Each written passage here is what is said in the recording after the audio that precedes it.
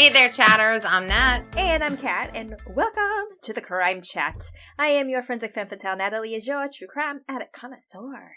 We're just two normal girls who obsess about dark crimes, evil minds, and occasionally the unknown. And here's your disclaimer, chatters. The following Crime Chat contains adult content and descriptions of mysterious, weird, unknown, violent scenarios today. So your listener discretion is advised. Oh boy. Okay. All right. So you've been warned. Before we get into today's Crime Chat, Kat, what have you done and where the hell are you? I'm in a cockpit. We're flying. It's going to coincide with our story. So this is the cockpit of a Boeing 777, and I'll get into a little bit of that. I love that you put the Crime Chat on the dashboard, on the... Crime Chat in the sky. Let's see. So I finished The Fall of House of Usher, and I loved it so much. I wanted to watch it all over again. It was so good. Yes. So good. And I don't know if Chris didn't get it. He's like, what's up with the eyes? He's like, did he carve her eyes out? And I was like, those are the sapphire eyes. Right. He's like, what's sapphire eyes? And it's like, did you totally miss that part? Yeah. Like, when he ordered the sapphire eyes for his sister. Oh, spoiler alert. If you haven't watched it. What was that was connection? With that connection, though, with the sapphire eyes is because he kind of envisioned her as like this queen. Yeah. Like in his head, that's who she was. So he, in a way, maybe it was his way of preserving her. I think so. So the eyes were kind of in a way, so their eyes would never be shut forever, for them to see in the afterlife, be able, so their body may go, but they'll be able to live. It's like it has to do with an afterlife. Yeah. So he ordered this artifact of sapphire eyes that were used in mummifications. Yeah. That he bought for his sister and ended up using them.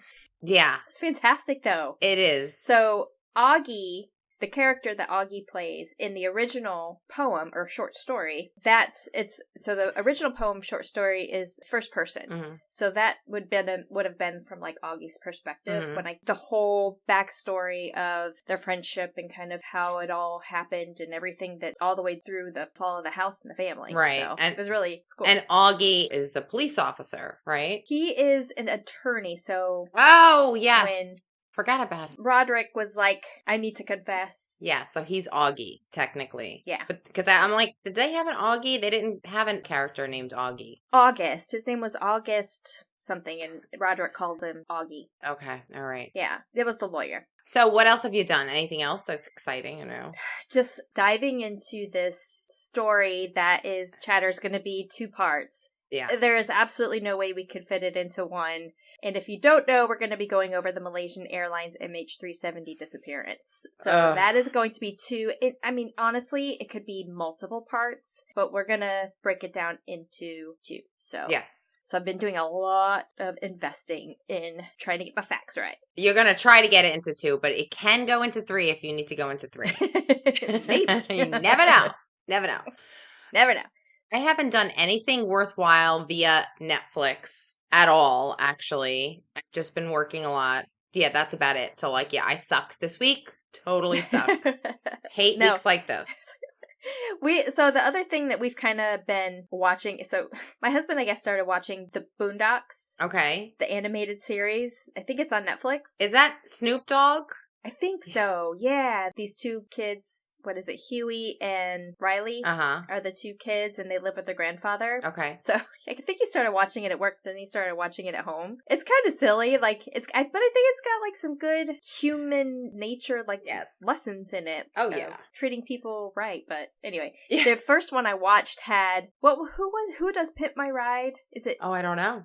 Exhibit. Okay. Exhibit on MTV. He has a TV show that's called Pimp My Ride, and that was the first episode that I watched, where Riley, the younger brother, called Exhibit and said, my poor grandfather, blah, blah, blah, gave him some fake sob story to get Exhibit to come out to the house to pimp his ride. Simultaneously, Ty, something that used to do home makeover, where they come and completely demolish and rebuild the houses. he did that, like, the little kid did that at the same time. So you've got Exhibit showing up, and then you've got Ty with his whole crew showing up. And he told 2 different stories. Like, he told the grandfather had some sort of disability. I can't remember what it was for the Pimp My Ride, but he told Ty and the producers of that TV show that his grandfather was blind. And he wasn't.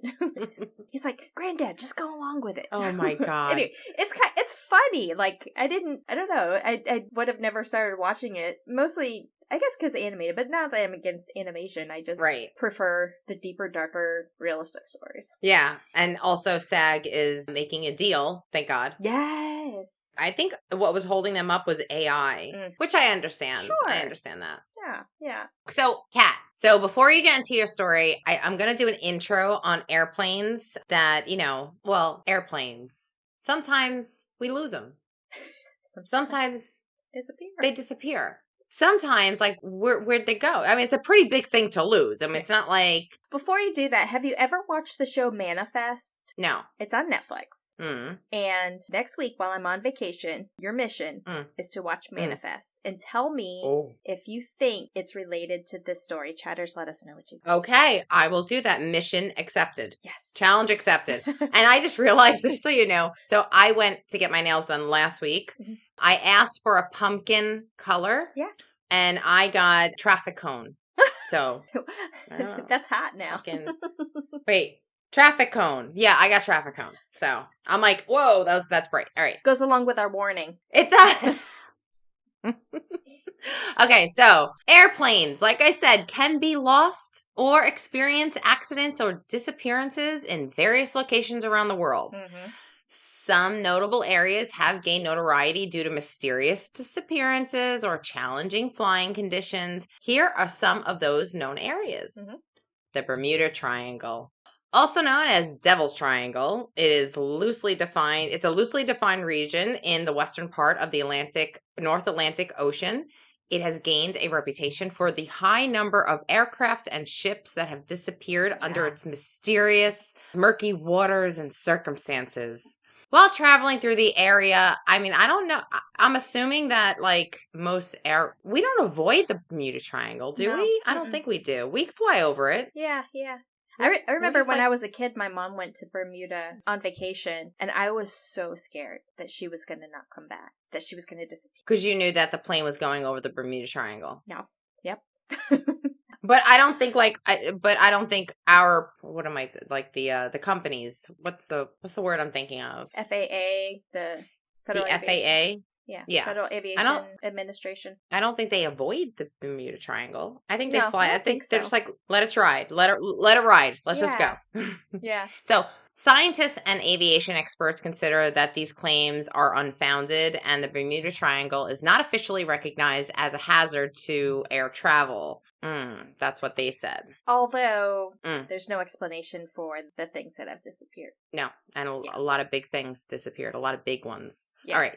Next one, remote mountainous regions. Aircraft accidents can occur in these areas where the terrain makes search and rescue operations very difficult. Yeah. Examples include the Himalayan region and other mountainous areas with challenging weather conditions. And we've had some of those for, like, being in the Air Force. We've had a couple of times where I've been stationed where the jets were doing training, practicing maneuvers. There was some sort of mechanical failure. And one time the pilot ejected, but he didn't make it. The other time they couldn't find the pilot, so they assumed that the pilot didn't eject.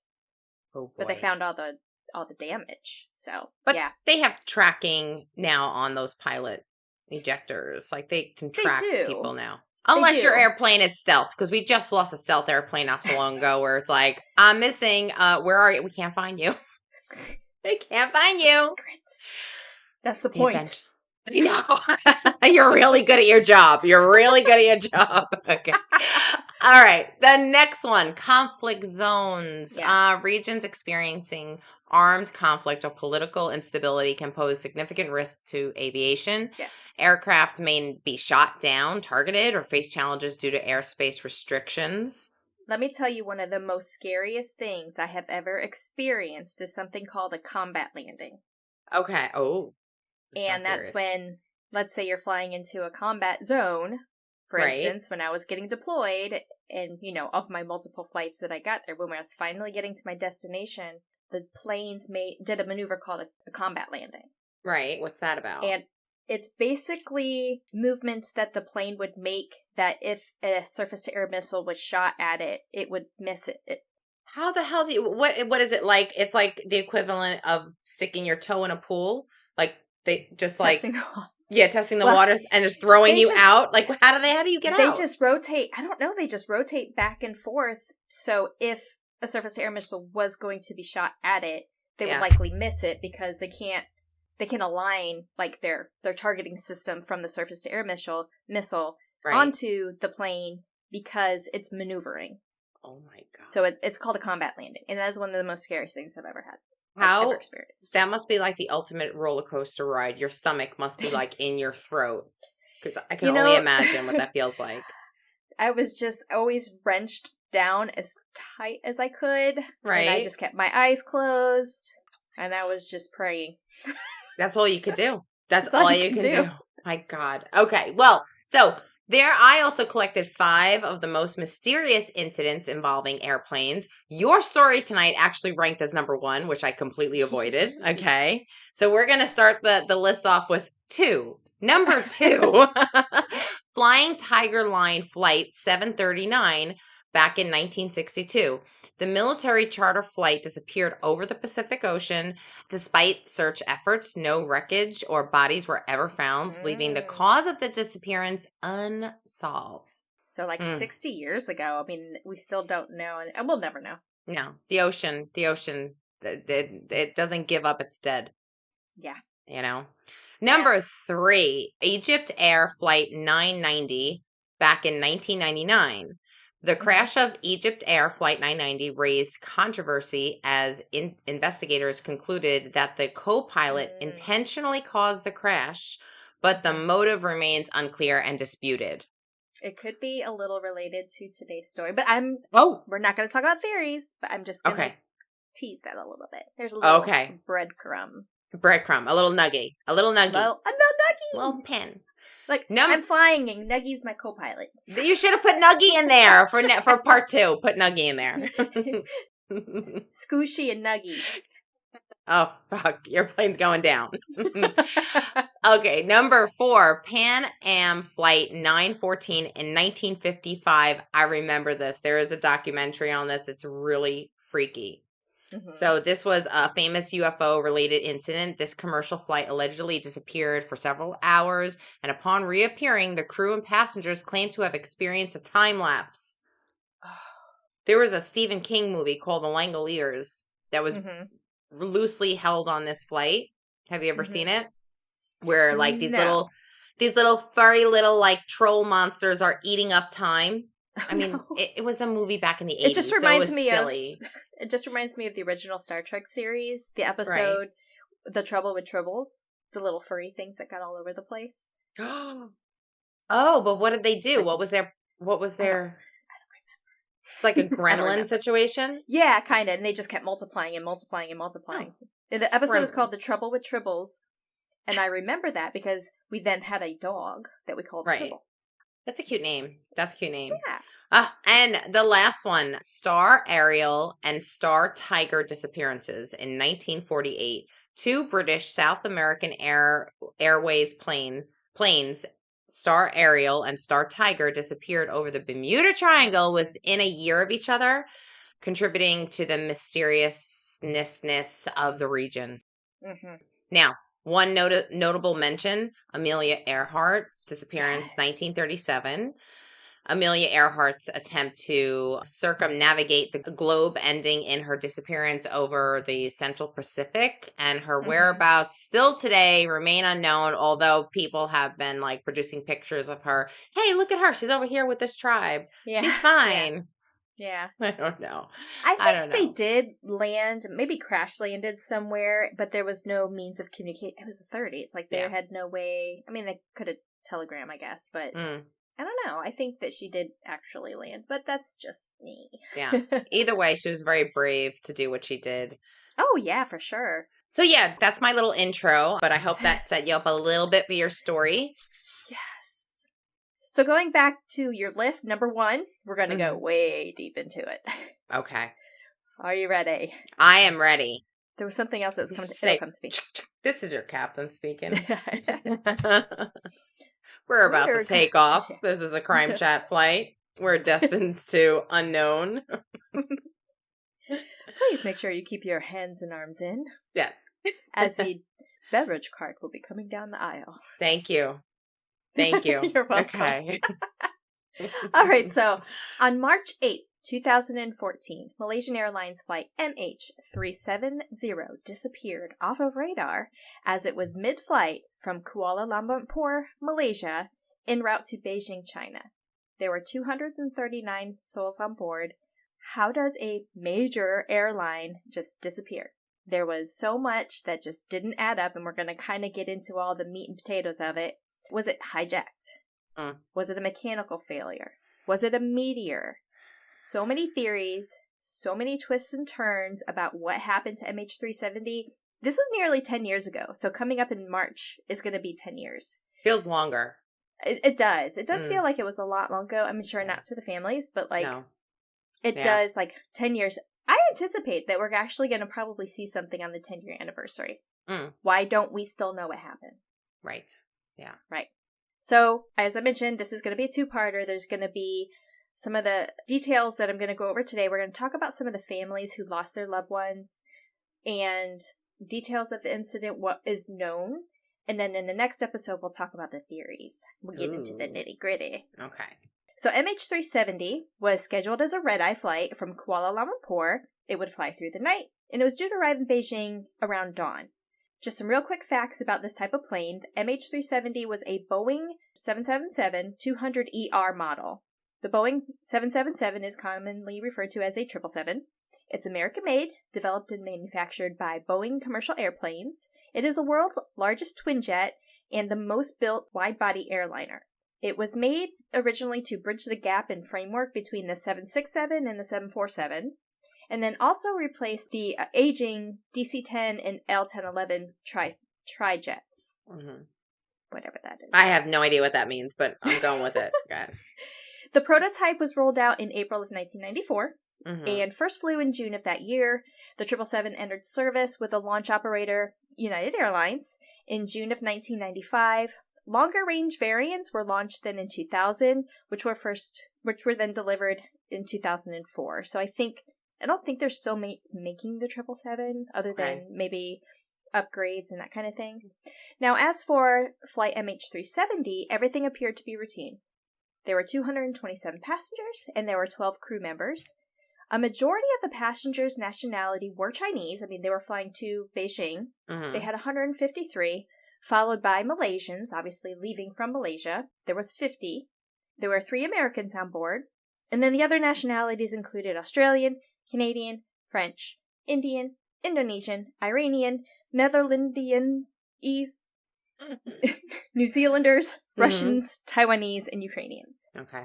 Before I get into what happened, I want to mention a few family members who kind of shared their story with some of the research that I've done. I watched the Netflix series before. I watched it over again, validated some of the information. I've kind of pulled and compiled a lot of information together, but I'm going to talk about 3 family members, and these are their stories. Okay. Number 1. One of the crew members was Hasreen Othman. His wife, Intan Othman, also worked for Malaysian Airlines. They had 1 daughter, and at the time, Intan was pregnant, so she wasn't working. It's like she wasn't flying. Kuala Lumpur to Beijing was a daily flight, and Hasreen worked that flight many times.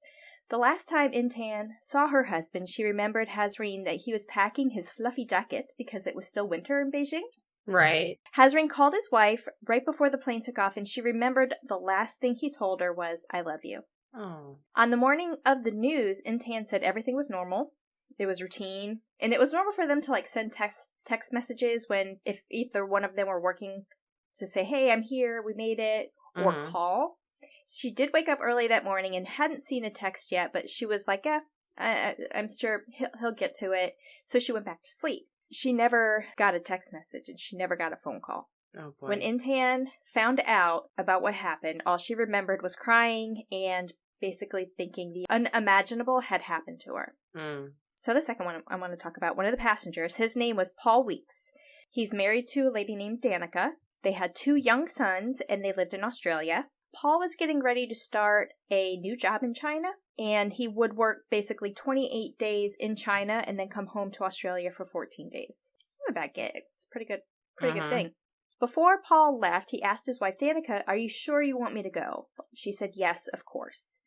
And then at the airport, they all kind of went, the whole family went, and when Paul's plane was called to the boarding area, she said it was emotional. There were a lot of tears, the kids, of course, 2 young boys, daddy's going. Of course, there were tears. The boys blew kisses. Paul said, "I love you." He walked through the door, and his family would never see him again.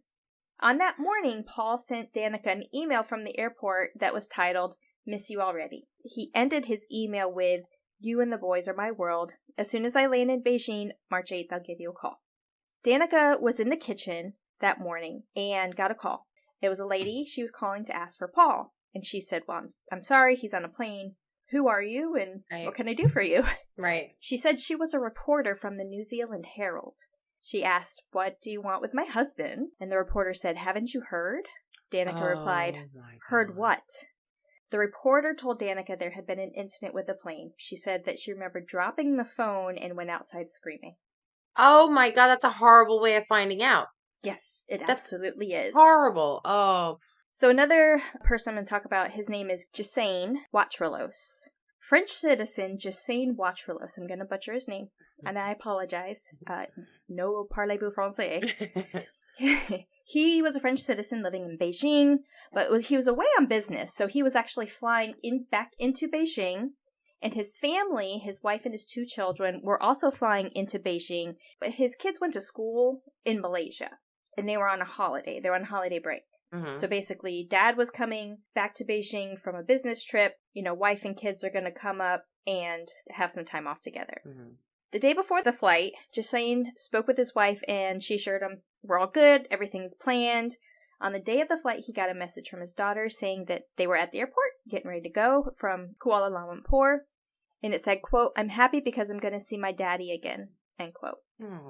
Ghislain arrived at the Beijing airport around 4 p.m. on March 8th. When he got off the plane, there was a hostess waiting for him, and she said, "Sir, follow us."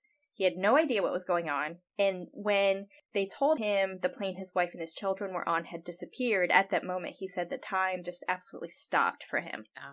How could this happen? Is this a nightmare? Wake me up. He asked her, "Are you sure?" And then they answered, "No, we're not sure of anything." Oh my God. Yeah. So just reading that, I got chills. Sorry. Yeah. So, okay, the incident. At 12:42 a.m., March 8, 2014, MH370 took off and had a flight time of 5 hours and 34 minutes. It was a clear night. Everything seemed to be calm. It was routine.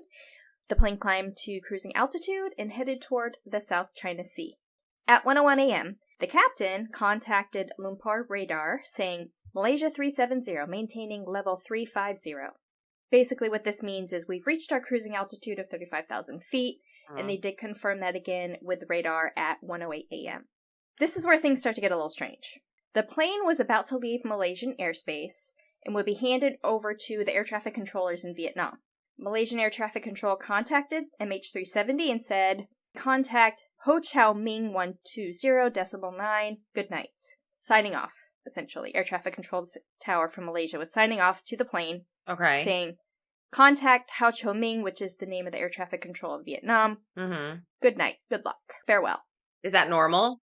Yes. Okay. That is normal. Okay. So when you're changing airspaces, you have to go from one air traffic control to another air traffic control. Somebody has to be in charge. Somebody has to be monitoring, right? Mm-hmm. You have to have as a pilot, you would need a point of contact, at least one point of contact to be able to have a mayday, or if there's some sort of emergency or something like that. Right. The captain, Zahari Ahmad Shah, responded, "Good night, Malaysian 370, signing off." Mm-hmm. Saying, "Farewell, Malaysia." Okay. This was around 1:20 a.m., and they were expected to make contact with the Vietnamese air traffic control once they reached the end of Malaysian airspace, but no contact was ever made. Now, within 90 seconds of the captain's response to Malaysia saying, "Good night, farewell," MH370 went dark on radar.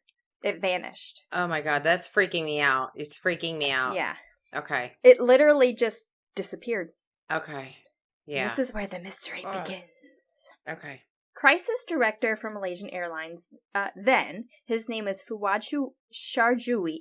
Okay, I'm going to butcher these names, Joe.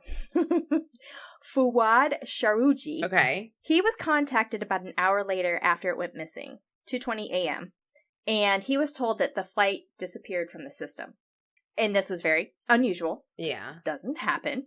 He responded immediately and went to the emergency center, and he said he was numb, he was nervous. Right away, they contacted Hong Kong, Vietnam, Taiwan, and would ask them all to try and communicate with MH370. All attempts were unsuccessful. They're scrambling. Things are just going crazy. Not knowing what to do. From about 4 to about 6:30 in the morning, they were calling all the airports they could think of, all air traffic control, anybody who would have any hopes at any point of knowing or identifying if MH370 had landed. Working as diligently as possible, it had been 5 hours since anyone had heard from or saw MH370 on radar. Something was terribly wrong, and by 6:30 in the morning, local time, the flight should have landed, and it made international news. They were getting calls from CNN, Fox, BBC, just everywhere. Yeah. Now, 7:30 a.m., 6 hours since last contact, Malaysian Airlines issued a statement 1 hour after the scheduled arrive time, saying that communications were lost. Neither the crew nor the aircraft's communication system relayed a distress signal, indications bad weather, no technical problems, before it just completely vanished off a radar. Then head of civil aviation in Malaysia, his name was Azharuddin Abdul Rahman, and said that search and rescue efforts were underway. Standard procedures indicated that they were going to go to the last location where the aircraft was seen on radar and kind of go out from there. The emergency center actually got a call saying someone who was working on an oil rig in this part of the South China Sea saw an explosion, and it probably crashed in the ocean. Keep that in mind. Yeah. MH370 had 7 hours worth of fuel on board. The flight was only going to be about 5.5 hours, so they had extra, just in case emergency having to reroute or whatever. And this meant, with 7 hours of fuel, by 8:30 a.m. local time, it would have run out of gas. As you can imagine, this disappearance went viral also on social media and around the world. Do you remember that? I do. Do you remember hearing about it? Oh, yeah. It's crazy. Oh, yeah. Some started to claim it was hijacked. Some said it crashed into the jungles of Java. I didn't know what Java was. It's an island of Indonesia, and it's interesting. It's the world's most populous island. And it's home to 56% of the Indonesian population. So all of Indonesia, 56% of the population live on this island. 151.6 million people. What? On an island? How big is this island? Great question. I didn't think to when I think island, I'm thinking it's got to be the size of like Manhattan. To be determined. To be determined. I'll be back. So not knowing what the truth was, Emergency Center had to look into all possible theories. They were getting all kinds of tips. Social media was flying everywhere. They spent a lot of time trying to figure out what happened. And of course, the families at this point want to know what happened to their loved ones. And they just don't have the answers. So now Vietnamese Air Force at this time had spotted some large oil slicks in the area of southern Vietnam in the South China Sea. And each of those slicks were about 6 miles wide. Wow.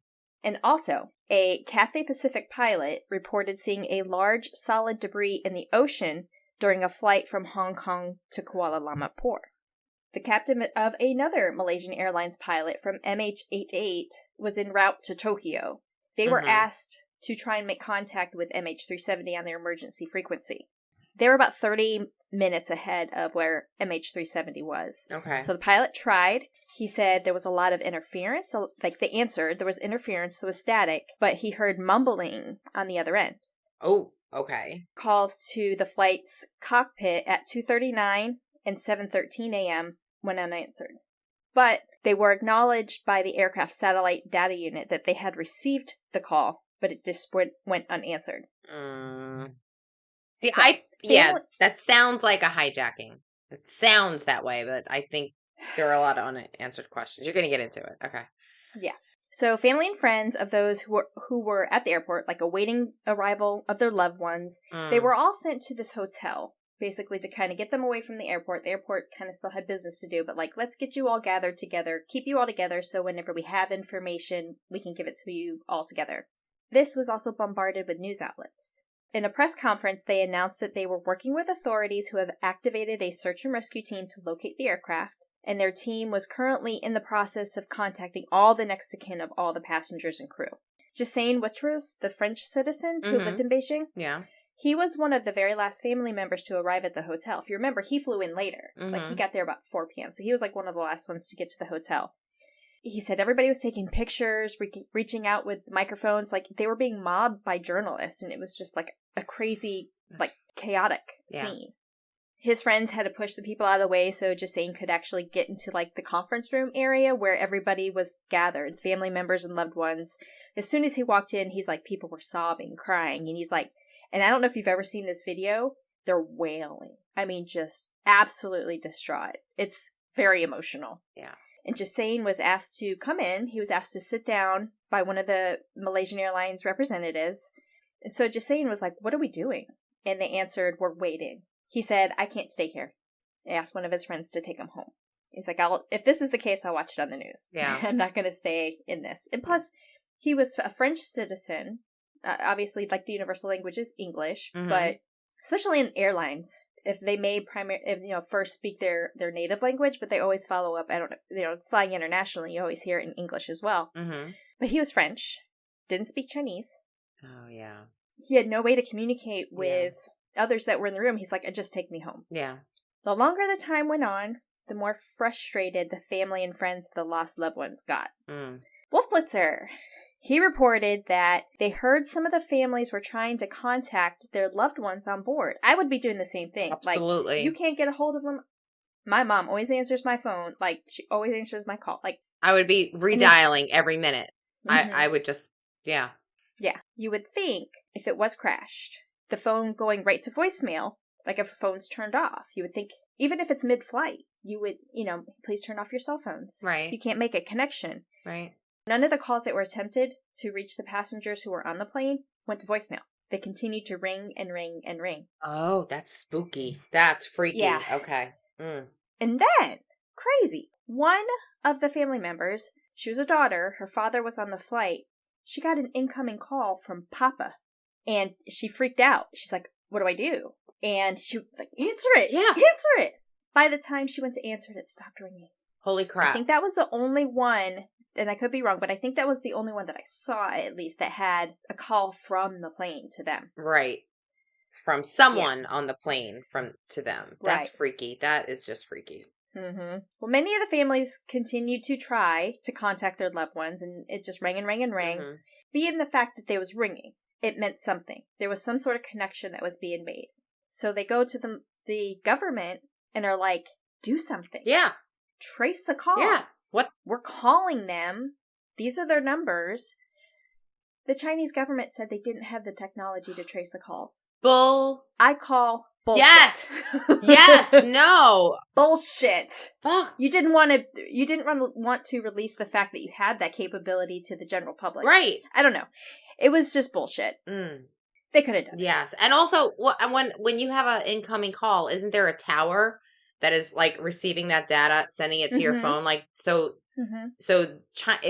that tower would be within, I guess, the border of China? Is that what you're saying? And they didn't want to release that information? I'm not too sure. So where the plane disappeared was in the southern China Sea, where it went off radar. Okay. Leaving the peninsula. I can't say peninsula. Peninsula. Spit it out. Leaving the Malaysian peninsula. Okay. And going over to Vietnam, where Vietnam kind of comes together. So in between those two peninsulas, right, is where they went off radar. So there's no, like, in China, of course, is north of Vietnam. Right. But they were flying over Vietnam in order to get to Beijing. So they had to go through, obviously, Vietnamese airspace. Okay. Which is why they had to contact Vietnamese air traffic control to say, we're coming into your airspace, essentially. Non-hostile. Don't shoot us down. Something shady is going on. I don't know. Okay. 24 hours go by since last contact. All hands were on deck from many of the countries in conducting the search. If it had landed at an airport by now, they would have known it. It definitely did not have enough fuel to still be in the air 24 hours after last contact. And the oil that was spotted in the ocean, a sample of it was taken and tested. They did expect for it to be jet fuel, but it turned out it was oil from a ship. Oh. So it wasn't from the plane. The head of civil aviation, Rahman, he said they still had nothing 24 hours later, and things just were not going as expected. There was such a tremendous interest from around the world, to include a pretty notable print, online, and television journalist. His name is Jeff Wise. He specializes in aviation adventure psychology. He made a number of appearances on Fox, CNN, and he actually lives in New York City.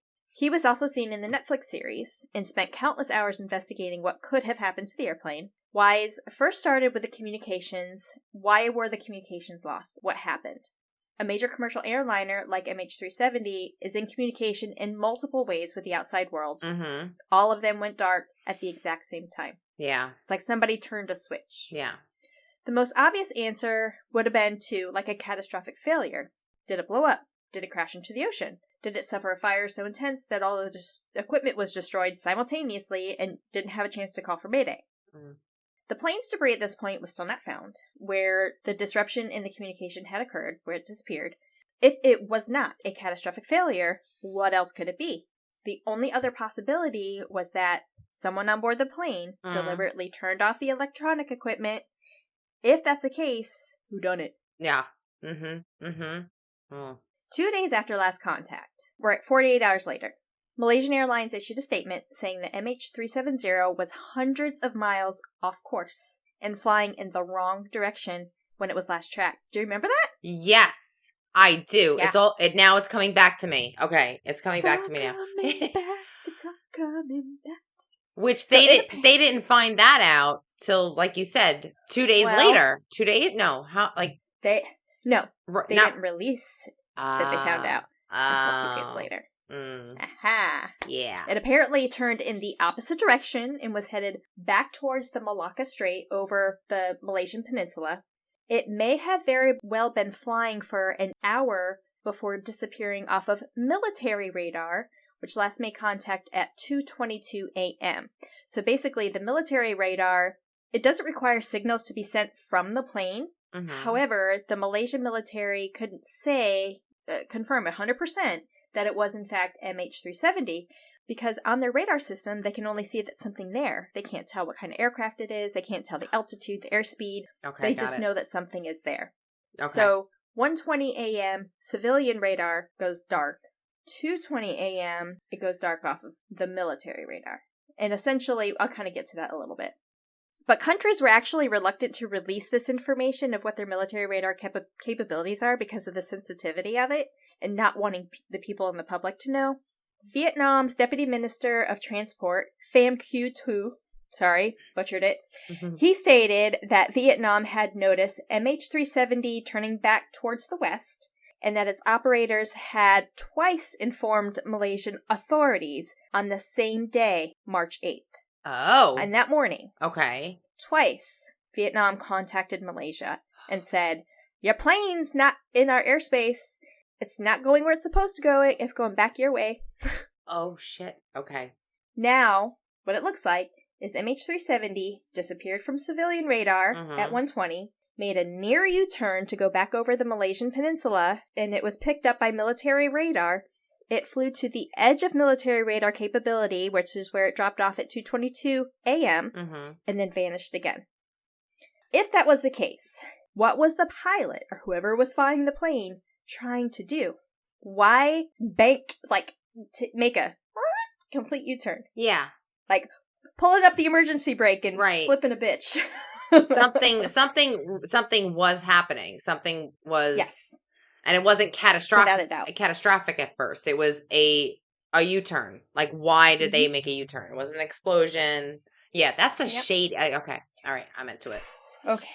All right. So, CNN, BBC, other major news outlets aired the story continuously on a loop. And Jassane Wateros, the French citizen, all he could do was watch. He decided at this point, 2 days later, I need to call my son. He's a student in France, and I need to tell him. Before he could say anything, his son answered the phone and said, "Tell me they weren't on that plane." Oh my God, you're breaking my heart. He said, "Yes." You just broke my heart. And Jasane said he heard his son scream. You broke my heart. Oh my I'm God. sorry. That's terrible. Oh, this poor man. He comes up later, and I'm so interested to hear what you have to say. Oh, okay. Oh, okay. March 11th, 3 days since last contact. 40 ships and 39 aircraft who were doing the search had failed to find any sign of MH370, searching simultaneously both in the South China Sea and then in the Andaman Sea to the west, which was on the other side of the Malaysian peninsula. After identifying the fact that they had made that U-turn, they were searching both the sea between Malaysia and Vietnam and the sea to the west of Malaysian peninsula, which is the Andaman Sea. Okay.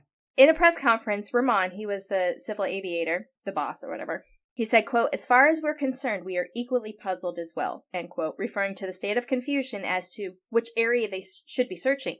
You know, if you have 100 assets and you have 2 different areas to search, right? You have 50 assets in one area, 50 assets in another area. Are you spread too thin? Like, if we don't know where they are, somebody from the oil rig said there was an explosion. They saw one in the South China Sea. Mm-hmm. So they had to follow up on that. Like, was there an explosion?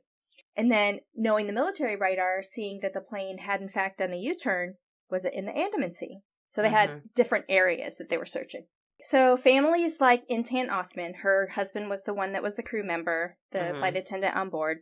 She said they were absolutely confused. One day they said one thing, the next day it was something else. And it just made it hard to find out like who to believe or what to believe. And then all of the suspicions started to rise. Was the Malaysian government withholding information? The biggest part about this was why the Malaysian government held onto the information for 2 days when it changed direction. They would have been able to see it in real time. Why not release that? Was that part of their, like, wanting to not release the fact that they did see it? Like, why wouldn't they say that? Why would you spend so many resources in the South China Sea if you know it's not there? Cover up. Meanwhile, in the conference room of the hotel, family members started to throw water bottles at government officials. They were yelling, they were screaming, like frustration was just like absolutely building. It was busting at the seams. And they demanded answers. It created so much confusion with the family members and not knowing, I mean, that's the freaking worst part. Yeah. Not knowing what happened to them and how can you not know what happened to them? Yeah. Yeah. Okay, March 12th, 4 days since last contact. The search was both unbelievable and unprecedented in the times. Like in 2014, like no other search had ever been done like this. It was the 4th day and they didn't have a single sign of a massive airliner. It just gets stranger and stranger and weirder. So Jeff Wise, the journalist, he continued to look into the technical aspects of the disappearance, the communication system, like why did it fail, and was running information on his blog. He was getting a lot of comments, and a lot of them were started going back and forth and having conversations, and then he got a comment from somebody named Airland Seaman. Oh. And from this, they kind of pulled a parallel investigation, and a group of people just decided to kind of pull out from that and create their own investigation. This Airland Seaman had such technical details that Jeff Wise clearly felt he knew what he was talking about. And the group of people that kind of collaborated together, they are all like different types of technical experts. Yeah. Airland Seaman was later identified as Mike Exner, an aviation expert who spent his entire career around engineering and science. Okay. He chose to start communicating on Wise's blog to see if they could all kind of come up with some sort of theories. Pilots, engineers, scientists, lawyers, all people who would be familiar with how the 777 flies and how the different systems work. They all came together and formed a tight-knit team called the Independent Group. From their findings and conversations, the spotlight turned more and more onto the pilots. Oh, boy. Oh. Yeah. Anyone with access to the internet could also go to a database called TomNod, basically use their platform, view these high-resolution images where MH370 went down or was last seen.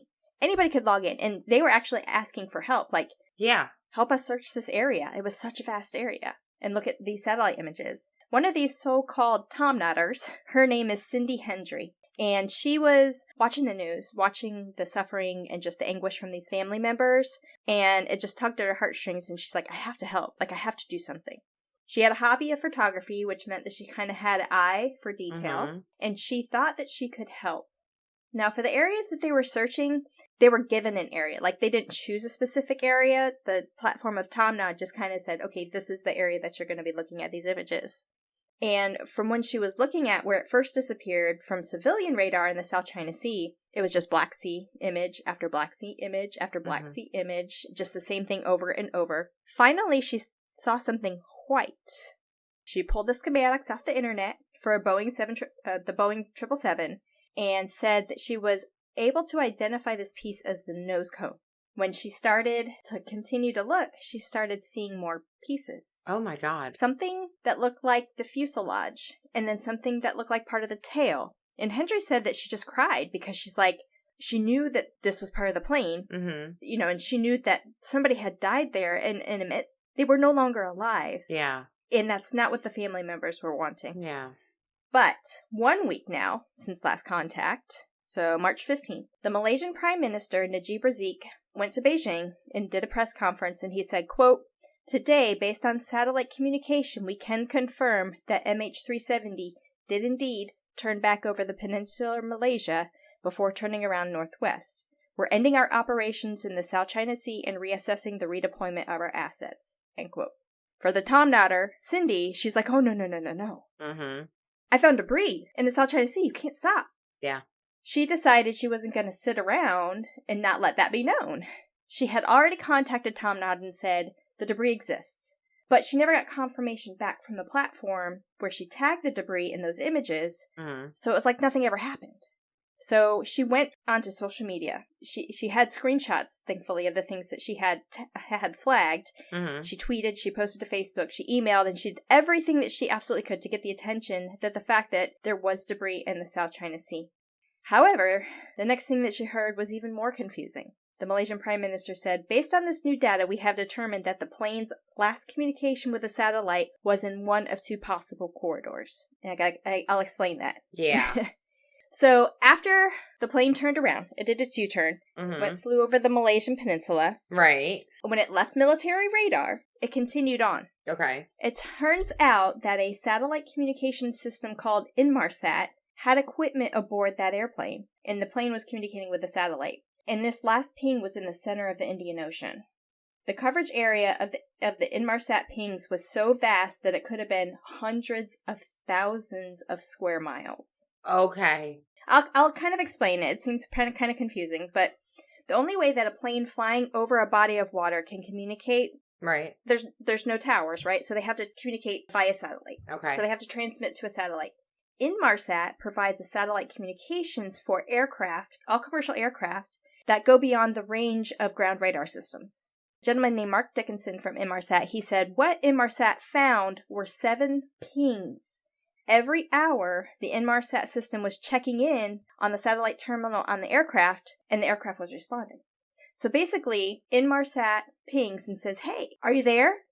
The satellite terminal on the aircraft comes back and says, yes, I'm here. So it was confirming that. Right. For 7 hours. So it was in the air. 6 hours. That they were in the air. After it lost contact from military radar, so 2:20 in the morning, it leaves any type of radar capability. The Inmarsat system saying, are you there? The plane is saying, yes, I'm here. These pings continued, like I mentioned, once an hour, about 6 hours, until the last ping at 8:19 a.m. The aircraft did not respond to the status request from the Inmarsat at 9:15. So, 8:19 to 9:15. Do you think it went down between that time, or do you think, is it possible to get a ping from a plane that landed? I don't know the answer to that. Yeah, does it have to be like this company, So I think it's also built in the system. So I think it's built into the computer satellite system that says, we've identified that you're in the air. Got it. We'll start making sure I'm pinging you. Okay. Like, I think I could be wrong. But Inmarsat, like, they specialize in going a little bit further than what normal satellites do. Because we know, so at that point, we know it's in the water somewhere. Yes. But the Indian Sea? The Indian Ocean. Yeah. Indian Ocean? Yeah. Fuck. the people who looked into at Inmarsat, they were looking into it. They were shocked that it even pinged because it wasn't on radar. Like, it had disappeared. Like, what the heck? Mm-hmm. So they were not still expecting the aircraft to be flying. The drawback, there's nothing in the data that Inmarsat had that said where MH370 could be, like a GPS. It wasn't a GPS. It was just basically saying, poke, poke, are you alive? Okay. Yep, I'm alive, but I'm not, but yeah, you don't have my location. Right, okay. They only knew how far the aircraft would have been from a satellite for each ping. So this meant they had to analyze the data and identify the distance between the satellite and the ping from, the first ping to the second ping to the third ping to kind of help. So they had to sit down and analyze all of that data. Mm-hmm. At this point, they didn't know if it was flying north or flying south. And once it's in the Indian Ocean, kind of turns back around, it does its U-turn. Mm-hmm. Is it going to go to the north or is it going to go to the south? Okay. They had this huge vast of area which they had to analyze and try to figure it out. If it went south, it would have ended up in the South Indian Ocean, middle of nowhere, no land in sight. Okay. If it went north, it would have gone to Central Asia. Okay. Now, the most optimistic option at this point was that it went north, landed in Central Asia. It would have been around Kazakhstan. Right. On the other hand, if it went south, it would have crashed. It would have ran out of fuel. It would have been in a remote area of the Indian Ocean. And there's no way that anybody would have survived. Now, while Inmarsat was working on analyzing the information, the Malaysian government is now forced to acknowledge that this was a deliberate act. Like, there's no way this was an accident. Somebody had to have physically turned the plane. It had to have been done intentionally. Like, there's no way the plane would have done it itself. It couldn't have been done by accident. Somebody caused that plane to turn around. Yeah. Somebody caused that plane to lose its communications. I agree. Yeah. Now, as suspicions grew, the Malaysian Prime Minister did confirm that that it was deliberately taken off course, and it was now a criminal investigation. One of the two pilots was considered infinitely more of a culprit than the other. Okay. The co-pilot was just approved to fly this Boeing 777. It was its very first flight as a first officer for Malaysian Airlines on this type of aircraft. He was quite new. The other one, Captain Zahari Ahmad Shah, was the focus, but we're going to get into him a little bit more later. Oh, okay. Still no sign of the plane. Was it north? Did it go south? Inmarsat had to essentially reverse engineer their system to crack the code to find out what would be expected if the aircraft was moving north or if it was moving south, and then they found it. They had to decipher what they actually could release to the Malaysian government before they could give them the information. But March 24, 16 days after last contact, Malaysian Prime Minister Najib Razak appeared before the media, 10 p.m. local time, and gave a statement that Flight 370, which he announced he was briefed by the Air Accidents Investigations Branch in the UK and by Inmarsat, and they concluded that MH370's last position before it disappeared was the southern corridor. The remote location, no landing sites possible, and concluding, and he said this, the flight had ended in the southern Indian Ocean. Wow. Based on the Inmarsat data. But there was no proof. Right. There was no physical evidence, only satellite information, and the Malaysian government told people that their loved ones were dead because of math. And never before in history did 239 people ever be declared dead based on mathematics alone. Yeah. Yeah. And so the families were like, prove it. There was no verification because they're like, oh, this is where it is. There's no possible way we can find it. Right. Closed case. And the families felt that they were hiding information. The Malaysian government was hiding information. We're just trying to wrap it up and be done with it. The families of the majority of the passengers, Chinese, right, nationality, they started to openly protest, which is not a thing that you do in China. Mm-hmm.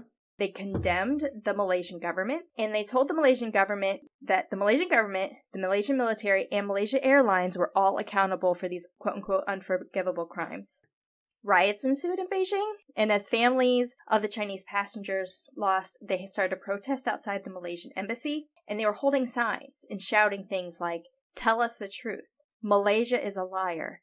Bring our families back.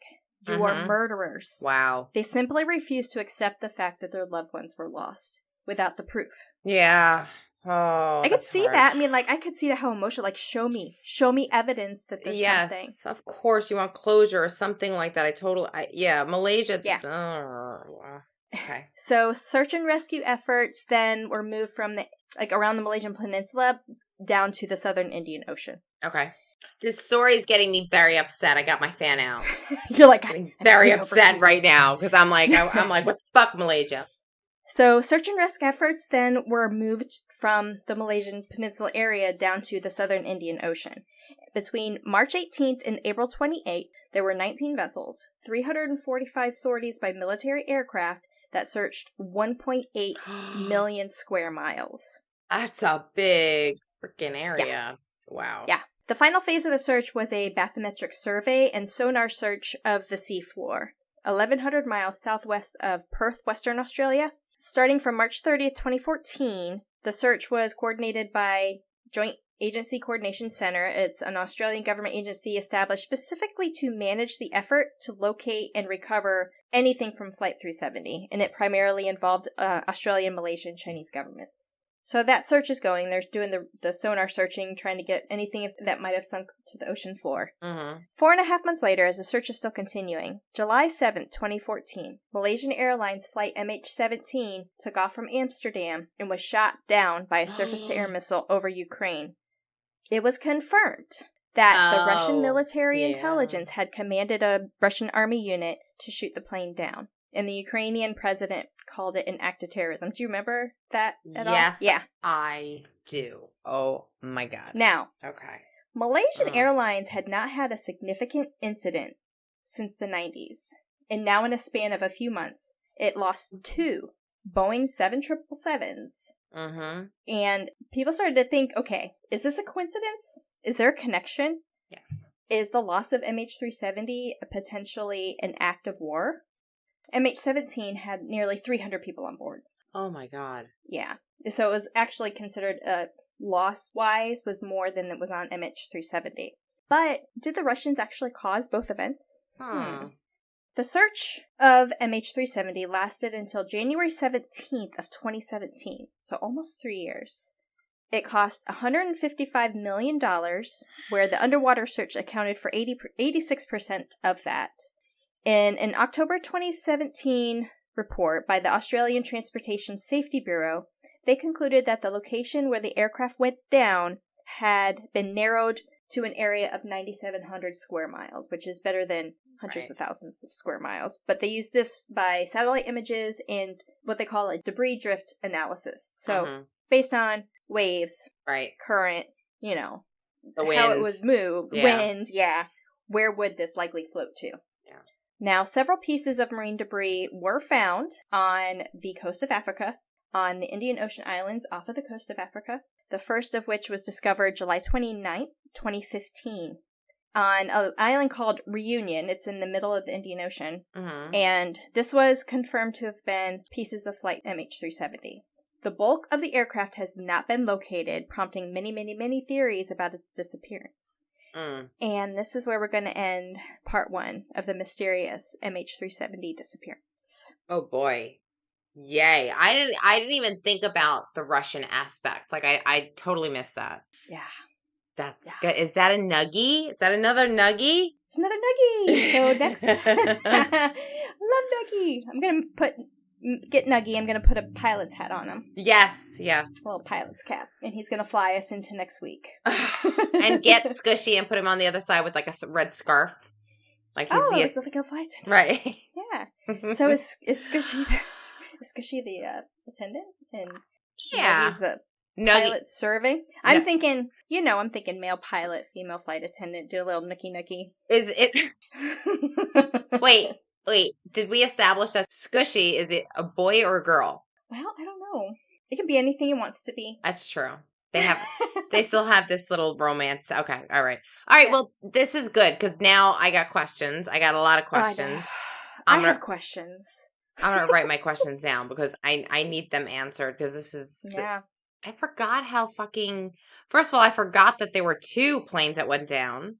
Which is hella suspicious. And then forgot that I forgot the whole Russian aspect to it. So we've got a couple theories kind of, sprinkled. We've got an act of war, essentially. Hijacking, potentially. Russian involvement. We've got, I don't know, one of the pilots decided to do a mass murder suicide mission for some reason. That's Somebody else on the plane went nuts, berserk, decided to take it over. What if, the pilot passed out, hit one of the buttons, right, turned the plane around, and it just went until it ran out of fuel? And are we going to cover that in the next one? We're going to talk about a lot of theories in the next one. Okay. All right. This is good. And I'll talk about some of the details and stuff in the next one too. Like, I'll mention some of the additional things about like the debris, where the debris was found, and what the debris was. And then we'll talk about some of the other theories. Okay. Well, chatters, what do you think? Yeah. Give us your theories, and maybe we'll mention them next week. Yes. Good. If you have any questions, definitely. I don't have any answers. Send it to Kat. She'll have the answers. All right. Well, because we don't leave you hanging, chatters, for more information on this case, please check out After That Crime Chat, only available on Patreon. Yes, don't forget to follow us, Crime Chat with Nat and Kat, on all of our socials, Facebook, Instagram, YouTube, Twitter, TikTok. See what we got coming up. Well, we know what's coming up, but let's see what we got going on. Crime Chat with Nat and Kat. When you become a VIP chatter to our Patreon, you'll have access to bonus episodes, behind the scenes, bloopers, and free merch. And also check out some merch in the works. I got some ideas. Some really good ideas. Ooh, yeah. Yes. Well, be sure to check out the next episode. You don't want to miss part 2 of the Mysterious MH370 Disappearance. Nope, you don't want to miss it. So we'll see you here next time.